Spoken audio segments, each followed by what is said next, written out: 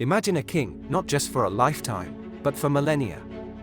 A ruler whose reign stretched across an impossible span of 28,800 years. This isn't a fantasy novel, it's a claim found in one of history's most enigmatic documents. Today, we embark on a journey to confront this astonishing assertion. We will delve into the ancient world of Sumer, where the very first kings are said to have governed for periods that defy all logic and historical understanding. This isn't just a historical curiosity, it's a profound, fact-check fail that challenges our perceptions of time and power.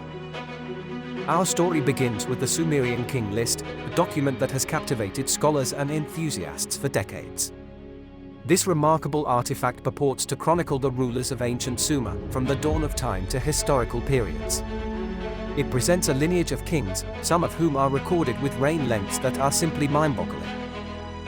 The most famous, or perhaps infamous, example comes from the very beginning of this list. Alulim, the first king of Eridu, is credited with an astonishing reign of 28,800 years.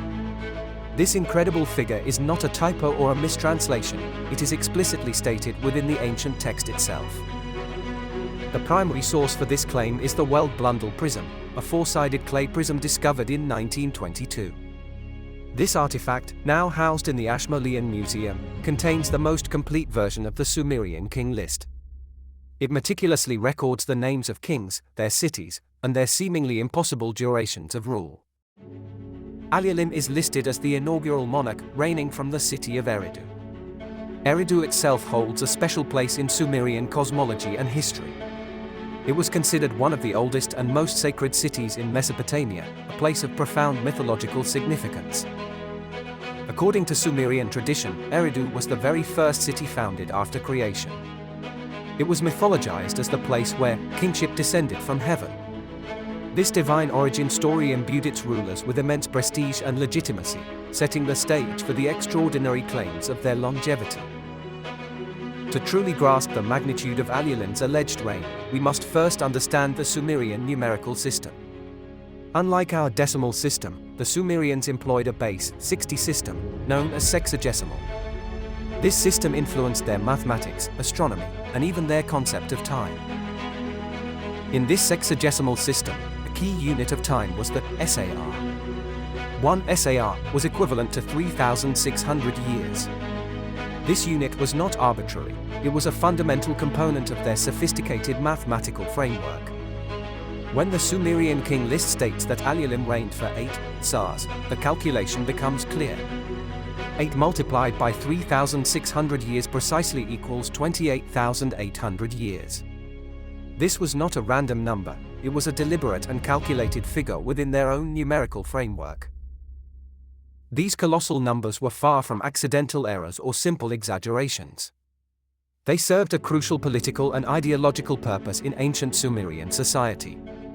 Such immense reign lengths were powerful tools for legitimizing a king's rule and the dynasty he represented. By claiming such an extraordinary duration, a king could demonstrate unparalleled divine favor. It suggested that the gods themselves had blessed his rule, granting him an almost eternal tenure. This narrative reinforced the stability and authority of the ruling house, discouraging any challenges to their power. The concept of hyperlongevity in ancient texts is not unique to Sumer. In fact, it's a recurring theme across various cultures and mythologies worldwide. This widespread phenomenon suggests a common human impulse to distinguish legendary figures from ordinary mortals. Perhaps the most famous parallel comes from the biblical tradition. Figures like Methuselah, said to have lived for 969 years, exemplify this ancient fascination with extended lifespans. These patriarchs are presented as living for centuries, far beyond the natural human span. Another compelling example can be found in ancient Chinese mythology. The Yellow Emperor, a legendary sovereign and cultural hero, is often depicted as having reigned for centuries.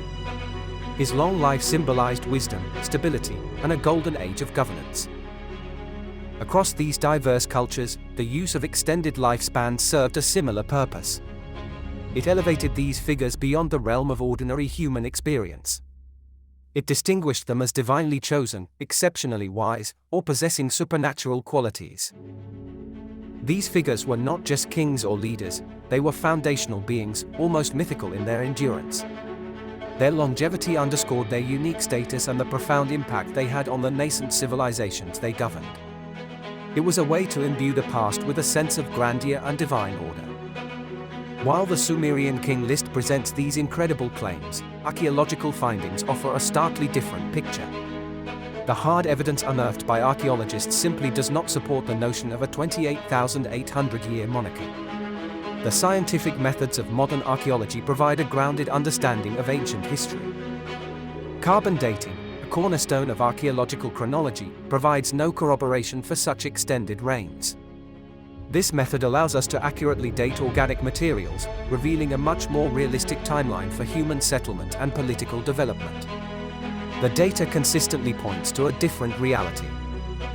The earliest evidence of urban settlement in Mesopotamia dates back to approximately 4000 to 3100 BCE. This period, known as the Uruk period, marks the emergence of the first true cities and complex societies. This time frame is vastly different from the tens of thousands of years claimed by the King List.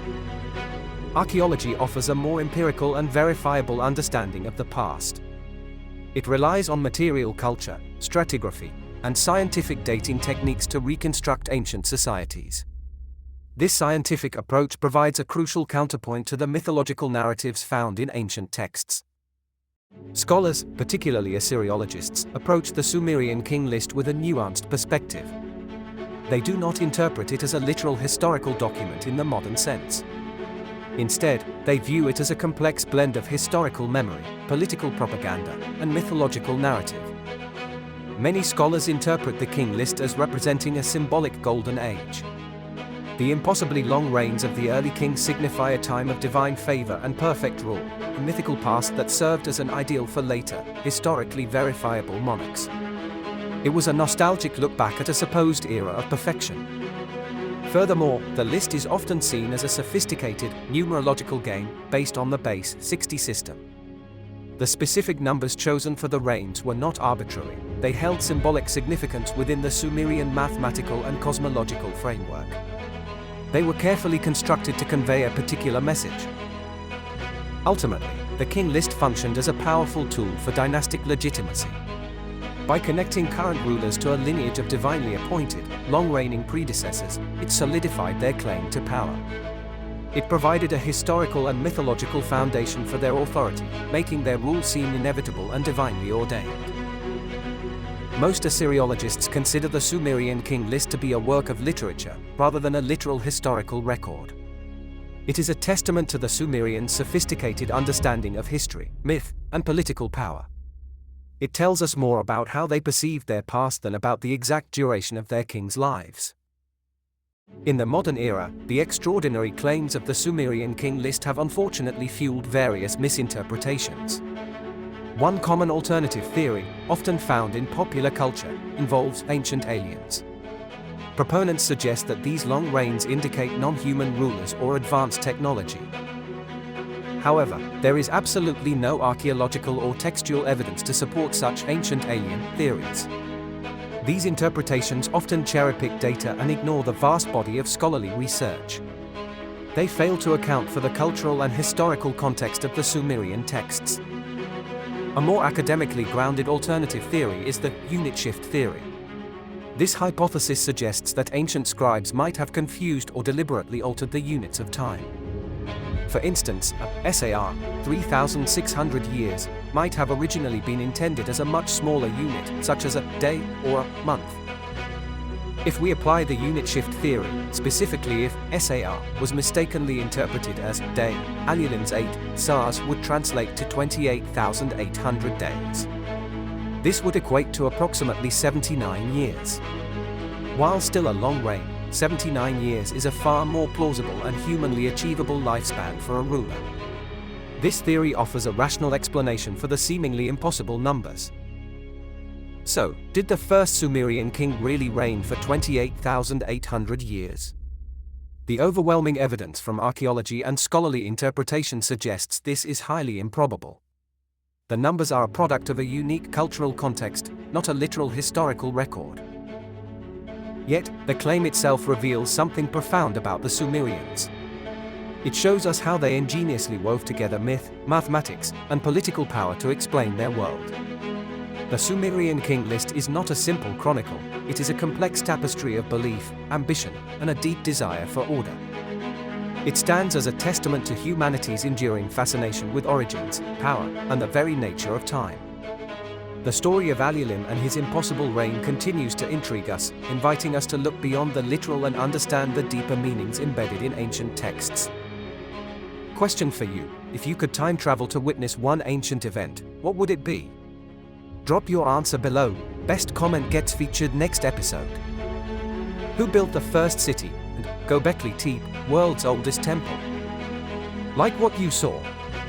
Subscribe the Turkish Odyssey, smash that like, share with your history crew, and queue up our deep dive into the world's actual first city, coming up next.